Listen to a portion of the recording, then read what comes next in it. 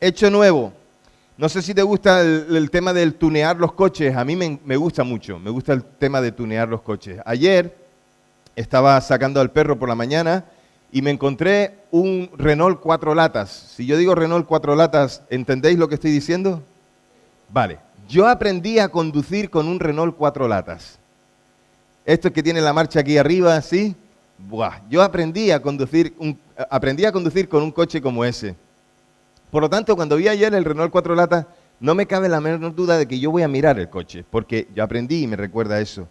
Así que, ¿qué pasó? Que el coche ese, el que vi ayer, estaba un poquito deteriorado, un poquito con la chapa golpeada, se notaba que no tenía mucho cuidado, los asientos un poquito estropeados. Y yo pensé para mí, ¿este es el coche ideal para comprar?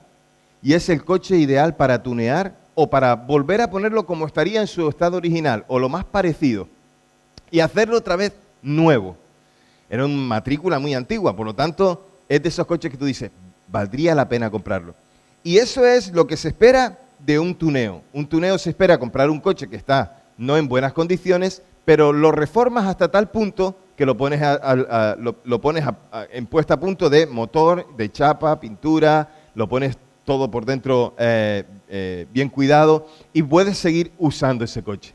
Y no niego que yo tengo muchas ilusiones en la vida, ¿verdad? Hay gente que dice que le gustaría tirarse en paracaídas. A mí no. Para el que lo quiera, se lo regalo. Pero a mí me gustaría tener un 4 latas y tunearlo. Porque me recuerda cómo yo aprendí a conducir y cómo aprendí en mi infancia y tantas cosas más.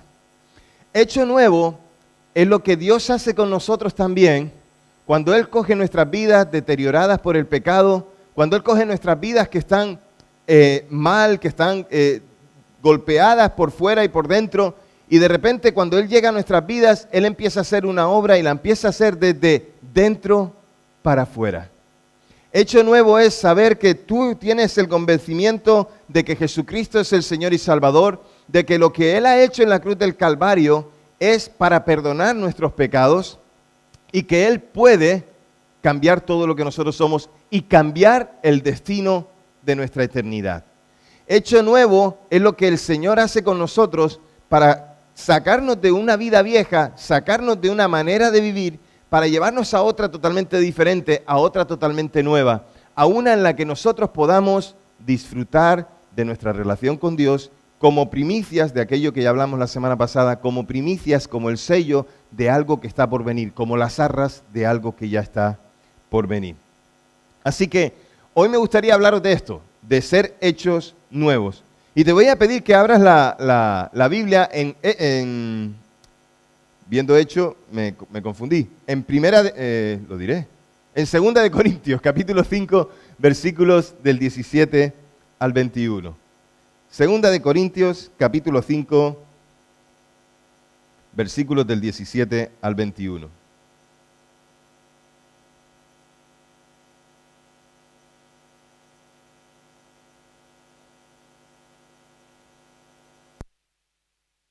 Dice el texto: de modo que si alguno está en Cristo, nueva criatura es. Las cosas viejas pasaron, ahora han sido hechas nuevas. Y todo esto procede de Dios, quien nos reconcilió con Él mismo por medio de Cristo y nos dio el ministerio de la reconciliación. Es decir, que Dios estaba en Cristo reconciliando al mundo con Él mismo, no tomando en cuenta a los hombres sus transgresiones, y nos ha encomendado a nosotros la palabra de la reconciliación. Por tanto, como embajadores de Cristo, como si Dios rogara por medio de nosotros, en nombre de Cristo les rogamos, reconcíliense con Dios. Al que no conoció pecado, lo hizo pecado por nosotros, para que fuéramos hechos justicia de Dios en él. ¿Oramos? Señor, háblanos por medio de tu palabra. Señor, que tu Espíritu Santo nos habla a nuestro espíritu de lo que quieres decirnos. Señor, afirma hoy nuestras vidas en ti. Señor, ayúdanos a mirarte cada vez más. Ayúdanos a tener comunión íntima contigo y a crecer en nuestra relación contigo. Señor, anhelando las cosas que han de venir y, Señor, mientras tanto, tú restaurando y renovando todo lo que somos, desde dentro hacia afuera. Te lo pedimos en el nombre de Jesús. Amén. Amén. Pablo en esta carta o en este pasaje, en este lugar, él tiene que tratar con los falsos apóstoles que lo acusaban a él de ser un falso apóstol o no ser un genuino apóstol del Señor Jesús.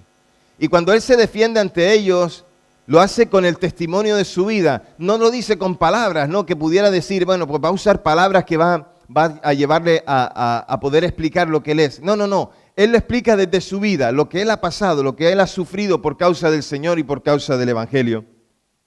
Y él entonces revela que la identidad que él tiene no es una identidad suya propia, sino marcada por el Evangelio, por las buenas noticias, por la persona de Jesucristo. Y lo que Pablo escribe sobre sí mismo es lo que también nosotros nos podemos aplicar. Y son los versículos que acabamos de leer.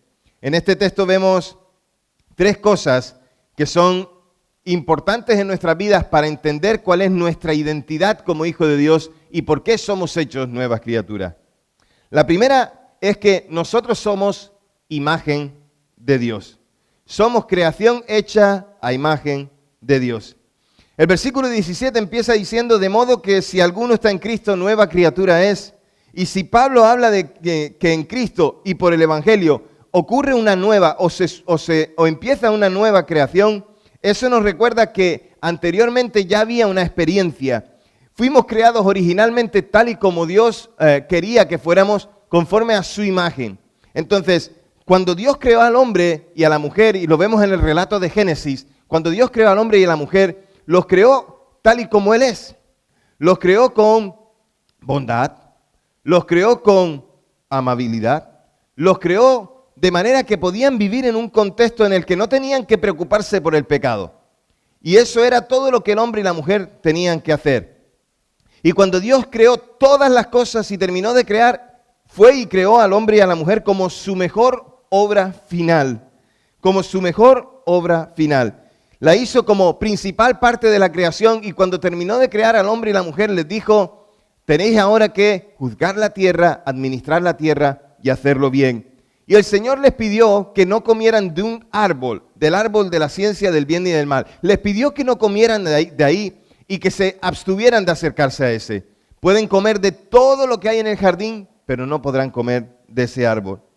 Entonces el hombre y la mujer desobedecieron y entonces pecaron. Y hubo una enemistad entre Dios y los hombres por culpa de los hombres. Dios en todo momento ha querido bendecir a la humanidad, ha querido bendecir al hombre y a la mujer y poner su bendición en ellos. Pero el hombre decidió poner enemistad. ¿Cómo? Desobedeciendo. Podían haber disfrutado de todo lo que había en el huerto, en el jardín del Edén, pero fueron tentados por la serpiente, cedieron a la tentación y pecaron. Cuando se levanta una imagen o cuando se levanta algo que quiera ser visto, nadie la levanta con la intención de que nadie la vea, sino que la levantan para que se pueda ver. Ayer estaba en Barcelona y veía la estatua de Colón y está levantada para que todo el mundo que está por la zona la pueda ver. Pero imaginaros que ponemos una estatua de Colón en todos los lugares del mundo para que todos la puedan ver. Digo una estatua de Colón como digo una estatua de, no sé, de Periquito de los Palotes, si es que me da igual la persona o el personaje. El caso es que podemos poner una estatua todas repetidas en todos lados y cuando la hacemos, no lo hacemos para que simplemente decore, simplemente lo hacemos para que se note, para que se vea. Entonces, lo que sí que tenemos que saber nosotros es que fuimos creados a imagen de Dios para reflejar al Creador. Y eso es lo que nosotros somos. Esa es nuestra identidad. Hemos sido creados para reflejar al Creador. Es decir, cada persona en cada lugar del mundo ha sido creada y ha sido puesta sobre la faz de la tierra para que Dios pueda mostrar quién es Él. Y así por todos lados. Entonces, esta verdad tiene varias cosas que nos implican a nosotros y que son verdades prácticas en nuestra vida. La primera, Dios te creó como un ser que busca adorar a algo. Podríamos decir que un ser religioso. Y por eso muchas veces nosotros nos obsesionamos con aquellas cosas que están a nuestro alrededor o con personas que están a nuestro alrededor que quedamos cautivados y entonces los seguimos. De ahí el término que todos conocemos como los fans. Eres fan de un jugador de fútbol, eres fan de un artista, eres fan de algo, de cualquier cosa. Entonces, esto no debería sorprendernos, Porque cuando vemos algo, lo que sea, que quiera que sea que está hecho y que nos gusta, tenemos la tendencia de idolatrarlo. Tenemos la tendencia de reconocerlo, de hablar bien de ello, de intentar acercarnos a él. ¿Por qué? Porque es algo que nos gusta. Entonces, Dios nos hizo para que nosotros pudiéramos adorarle a él. En realidad, Dios quiere que si nos tenemos que enamorar de alguien, sea de él. Si tenemos que hacer cualquier cosa reconociendo las bondades de alguien, es de Dios. Entonces, Dios quiere atraernos. Muchas veces decimos, ¿cuál es la principal tarea para la cual fuimos creados? Pues mira, muchos dicen, para la evangelización. Bueno, eso es la misión para la cual fuimos puestos como parte del pueblo de Dios o la iglesia. Para lo que fuimos creados es para exaltar a Dios y para reconocer quién es Él y lo que ha hecho con nosotros. Esa es la principal cosa para la cual fuimos nosotros creados. Dios quiere que nosotros le digamos cosas hermosas. Dios quiere que reconozcamos, y eso es adoración, quién es Él. Y quiere que le alabemos reconociendo lo que ha hecho.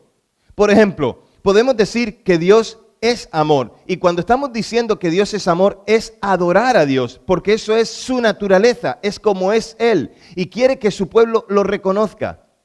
Pero si decimos que Dios ha tenido amor en Cristo por nosotros, es alabarle por un hecho concreto, porque ha entregado a su Hijo Jesucristo.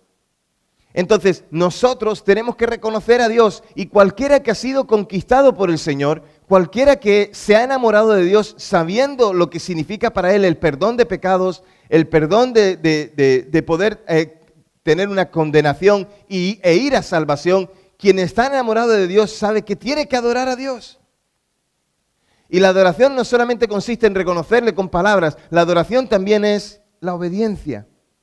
Tenemos una tendencia fuerte hacia la adoración, y eso es parte del propósito por el cual Dios nos creó, para que nosotros en esa adoración, fíjate tú, es interesante, porque al adorar a Dios, quienes son satisfechos o quienes son cubiertos en sus necesidades, ¿sabéis quiénes son? Nosotros. ¿Necesita Dios que le digamos que Él es amor para que Él lo sepa o Él ya lo sabe? Ya lo sabe. ¿Necesitamos decirle a Dios que Él es el Dios proveedor o Él ya lo sabe? ¿Necesitamos decirle a Dios que Él es el Dios sanador o Él ya lo sabe? Pero cuando nosotros declaramos a Dios quién es Él por lo que Él ha hecho en nosotros, quienes están siendo cubiertos en sus necesidades somos nosotros. La adoración es reconocer a Dios, pero también ser bendecidos nosotros. Otra de las implicaciones prácticas es que Dios te creó separado, pero dependiente de Él. No fuiste hecho autónomo de tu Creador. No podemos decir, bueno, yo voy a hacer lo que quiera porque yo puedo hacerlo, puedo moverme por mí mismo. Son muchas las personas que dicen esto. Yo entiendo que como pueblo de Dios ya nosotros no decimos esto, pero los que no son pueblo de Dios dicen, yo puedo vivir solo y puedo hacer las cosas por mí mismo. Y la pregunta sería tan fácil como, ¿sí? ¿Puedes fabricar oxígeno? ¿Puedes tú hacer oxígeno? ¿Puedes tú crear vida? Entonces no podemos decir que somos autónomos. No podemos decir que somos independientes. Dependemos de Dios.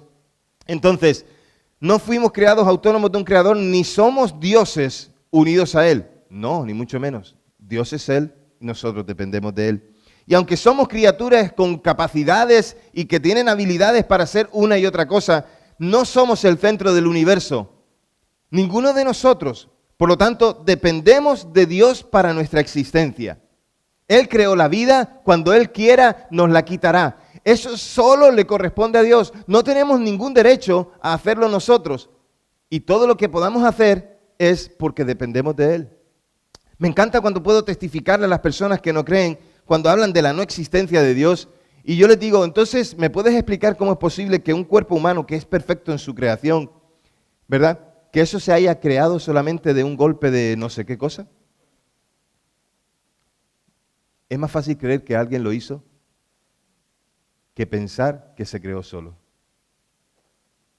Es más fácil creer que alguien hizo los árboles, los animales, las plantas y todo lo que vemos en la creación que pensar que se creó solo. Pensar que todo tiene un orden, porque la creación tiene un orden. Otra cosa es que nosotros los hombres lo desordenemos. Pero la creación tiene un orden, y ese orden es el orden de Dios. Si todo fuera hecho por casualidad, ¿sabes qué? Yo pienso que entonces si ya hay caos, habría más caos. Aunque ya te digo, es que es mirando la sociedad en la que vivimos, mirando el mundo en el que estamos, pensar en lo que está sucediendo es pensar en el caos absoluto. Pero porque la mano del hombre ha hecho que se convierta en caos. Aún así, Dios sigue estando en control de todo, absolutamente de todo. Por tanto, no dejemos que otros nos definan con base a alguna cosa que nosotros tengamos como característica personal, por una habilidad o por una capacidad, ni tampoco por una situación personal de éxito o de fracaso. Debemos dejar que sea Dios quien nos defina y no las personas. Somos criaturas de Dios y una vez que venimos a la salvación que Él ofrece, nos convertimos en sus hijos. La otra cosa práctica, la otra implicación práctica es que Dios te hizo único. Y cuando digo esto me gusta recordar que menos mal. Porque te imaginas a dos personas como tú o como yo. Si ya somos insufribles en nosotros mismos, imagínate tener un doble. ¿Que ella y yo somos iguales? Que tú y ella sois igual. Que tú y ella son igual que yo. Pues ya lo siento, ¿eh?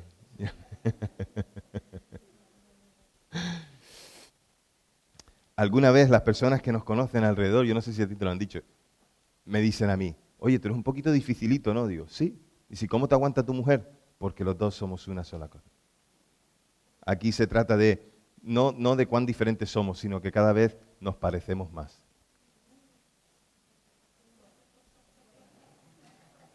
Lo ha dicho, ¿no? No lo ha pensado, ¿no? Ha dicho, no. Lo cierto es que cada vez cuando me acerco a mi esposa, me parezco más con ella. No es que me diferencie más de ella. Y de eso se trata. Esto para los jóvenes que tenéis planes de casaros algún día, os digo, la media naranja no existe. Se hace. Se va haciendo poco a poco. Se va uniendo poco a poco. Se van pareciendo poco a poco. Y se van haciendo más el uno como el otro. Entonces, cuando mujeres os quejáis de que vuestro esposo es un gruñón, pensad que vosotras también lo sois. Porque cada vez os parecéis más. Esposos, cuando vuestras mujeres se quejen,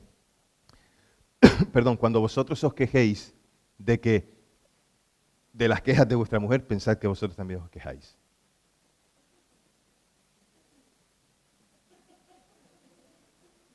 ¿Lo ha dicho o lo ha pensado? Lo ha dicho, ¿no? El caso es que somos únicos y Dios nos creó así. Dios nos ha capacitado a cada persona con características, talentos personales y habilidades únicas. Por tanto, nadie debería tratar a otra persona como inferior. Todos tenemos algo por lo cual delante de Dios tenemos el valor. Y si nosotros abrazamos esto y lo hacemos nuestro, no necesitamos ni siquiera hablar de autoestima o dejarnos afectar con dudas acerca del valor que poseemos o deprimirnos con sentimientos de inferioridad o llenarnos de ansiedad por la aprobación de los demás. Necesitamos ser aprobados por Dios y ahí es donde venimos delante de Él reconociendo nuestro pecado, reconociendo nuestra debilidad y diciéndole, Señor, confieso que soy pecador, perdóname. Y si algo levanta el ánimo de cualquier persona y si algo nos ayuda a poder seguir adelante, es que cuando los hombres hablan mal de mí, Dios habla bien de mí. Y te digo una cosa, quien tiene más razones para hablar mal de nosotros es Dios. Y esto es maravilloso, que Dios nos da su bendición. Dios es el Padre que ama, que corrige, que es el Padre que disciplina, que encamina, que encauza, pero también es el Padre que ama y nos va a decir aquello que somos para que lo recordemos. Nuestro destino está escrito por Dios y no por los hombres. Da igual lo que digan, yo soy un hijo de Dios. Y esto me hace único, porque Él me ama. Y me encanta recordar que aunque yo fuera la única persona en la faz de la tierra, aún así Cristo vendría enviado por el Padre para morir por nosotros. Dios te hizo único para su gloria. Sea agradecido por esto y pídele que te muestre cómo expresar tu singularidad en maneras que le traigan gloria a Dios. Segunda cosa es, necesitas saber que sin Cristo estás bajo condenación. Y cuando Pablo menciona las cosas viejas en el versículo 17, se refiere a la condición en la que estábamos como hombres y mujeres que estaban separados de Dios y que se alejaron de Él. Sin Cristo estamos bajo condenación y por eso necesitamos que Dios haga lo que menciona en los versículos 18 al 21. Esta es la lógica. Si Dios busca reconciliar al hombre con Él, es porque el hombre por su pecado se separó de Él, provocando una enemistad. No la provocó Dios, la provocó el hombre. Y si Dios llevó a cabo un plan para no tomarle en cuenta al hombre todos sus pecados, versículo 19, eso significa que el hombre es responsable y culpable de sus rebeliones. Solo el hombre. Solo el ser creado es culpable de todos sus errores. Para entender tu identidad es vital que reconozcas que eres un pecador, que has incumplido los mandamientos del Creador y que eres merecedor del castigo de Dios. Y lo que merecemos es la muerte. Ya me encanta recordar esto, me encanta recordármelo a mí mismo, que la gente dice, Señor, dame lo que merezco. Pues lo que merecemos es la muerte. Cuidado con lo que oramos, ¿eh? Cuidado con lo que le decimos al Señor. Porque eso es lo que nosotros merecemos. Pero en Cristo Jesús tenemos misericordia de parte de Dios. Todos nosotros nos descarriamos como ovejas, nos apartamos cada cual por su camino. Isaías 53:6. Y cada uno ha trazado su propia senda de pecado con diferentes estilos y formas de pecar, según la creatividad e inclinación personal de cada uno en su corazón, conforme a la maldad que está en él, a la maldad que ha visto y que imita y que repite y que le gusta hacer. La humanidad completa ha hecho lo malo delante de Dios y poniéndose a sí mismo bajo el justo juicio de Él. Y aunque nuestra cultura considere a las personas como básicamente buenas o quiera plantear que las personas nacen como personas neutrales hacia lo bueno y lo malo, nuestros corazones están inclinados hacia separarse de Dios, hacia separarse de la matriz que es Dios, hacia separarse de aquel que es de la fuente de la cual vivimos. ¿Y saben cómo lo confirmamos? Con las cosas que hacemos, por el caos en el que vivimos y que defendemos. Cada pensamiento, cada palabra, cada acción del hombre lleva manchas por la corrupción del pecado y nuestra rebelión cambió la dirección de nuestros corazones y desfiguró la belleza de la imagen de Dios en nosotros. Dios nos creó como Él y sin embargo nosotros decidimos apartarnos de Él. Eso nos convirtió en pecadores con la urgente necesidad de que el Señor se compadezca de nosotros, que nos muestre su misericordia. Y hay una tercera cosa que nos define. En Cristo eres reconciliado con Dios, gracias a Cristo. Y aquí llegamos a lo maravilloso del Evangelio. No solo reconocemos que el pecado es el problema fundamental que afecta a toda la humanidad, sino que en el gran relato del Evangelio vemos que Dios, en vez de condenarnos como merecemos, mete en la historia algo interesante, su gracia a través de un Salvador, de Jesucristo. Alguien que nos rescata y restaura al propósito original de nuestra identidad, que abandonamos por causa del pecado. Cuando yo vengo a Cristo, la imagen de Dios en nosotros empieza a recuperarse. Y esa imagen se recupera por completo cuando estamos con el Señor en la eternidad. Dependientes de Él siempre y no de nosotros mismos. Dependientes de nuestro Dios. Por tanto, el enfoque de este pasaje está en ese Mesías, en ese Cristo, en ese ungido, en Jesús. Por medio de su obra, Él toma a cada uno de nosotros, toma cada una de nuestras vidas y la restaura por medio del nuevo nacimiento del que ya hemos hablado. Nos hace una nueva criatura y por eso el texto dice, y todo esto proviene de Dios, quien nos reconcilió Él mismo por medio de Cristo. Dios estaba en Cristo reconciliando al mundo consigo mismo. Somos hechos nuevos por la obra de Dios en nosotros. Somos hechos nuevos porque Él sigue haciendo posible que llegue a nosotros esta salvación. Sigue haciendo posible que su misericordia esté al alcance de todos y que solo necesita hombres y mujeres que reconozcan delante de Dios su dependencia de Él. Esto es lo que Dios espera de nosotros. Dios no necesita hacer algo nuevo. Dios no necesita hacer algo nuevo para atraer a las multitudes que no creen en Él. Ya lo ha hecho. Sigue estando levantada aquella cruz vacía, pero que ya no está, donde ya no está Jesús crucificado. Él fue puesto en la tumba, resucitó al tercer día, pero aquella cruz se sigue levantando. ¿Y sabes cómo se levanta aquella cruz? Se sigue levantando cada vez que hay un cristiano que vive el Evangelio, cada vez que hay un cristiano que proclama al Señor y diciendo que Jesús vive para siempre. La palabra reconciliar significa cambiar la relación de enemistad por una relación de amistad. Algo que había sido roto o interrumpido se vuelve a recuperar. Y Dios es quien decide restaurar esta relación con Él cuando nosotros no podíamos o queríamos hacerlo. No era nuestra intención buscarle, es Dios quien nos buscó a nosotros. Y si no lo hubiera hecho, entonces Dios sería justo al condenarnos por lo que nosotros hemos hecho, por nuestros pecados. Pero Él ha decidido salvarnos. La gloria sea para Dios. En esta salvación tan grande, nosotros no tenemos nada que hacer. Dios lo ha hecho. Dios envía a su Hijo al mundo para convertirlo en nuestro sustituto legal para llevar nuestra culpa, tratándolo a Jesús como si fuera un pecador sin tener pecado, derramando toda su ira sobre su Hijo, porque si la derramara sobre nosotros, entonces seríamos culpables. Cristo nunca pecó y al entregar su vida se convirtió en la justicia de Dios para todo aquel que cree. Al que no conoció pecado, dice el versículo 21, por nosotros lo hizo pecado, para que nosotros fuésemos hechos justicia de Dios en él. El creyente es justificado gratuitamente, declarado legalmente justo por los méritos de Cristo. Cristo es quien hace que todas las piezas del puzzle de nuestra vida encajen. Él define con precisión quiénes somos en verdad. Y si en Él está nuestra identidad y en Él está nuestro propósito, cada día podemos dar un paso más para seguir siendo hechos nuevos por el Señor.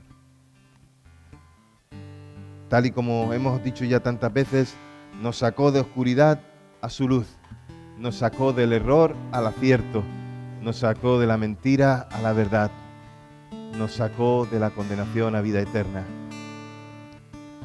Solo es posible porque Dios lo hizo. Entonces, si hoy estás aquí y todavía no les has dado tu corazón, tu vida a Jesús, entrégasela. Reconócete hoy como pecador. Reconócete hoy como que estás separado de Dios. Y todo ello por culpa del pecado. Y deja que hoy el Señor empiece a obrar en ti para hacerte nuevo. Totalmente nuevo. Con una esperanza eterna nueva. Deja que Dios lo haga. ¿Por qué no cierras tus ojos ahí donde estás? Y oramos juntos.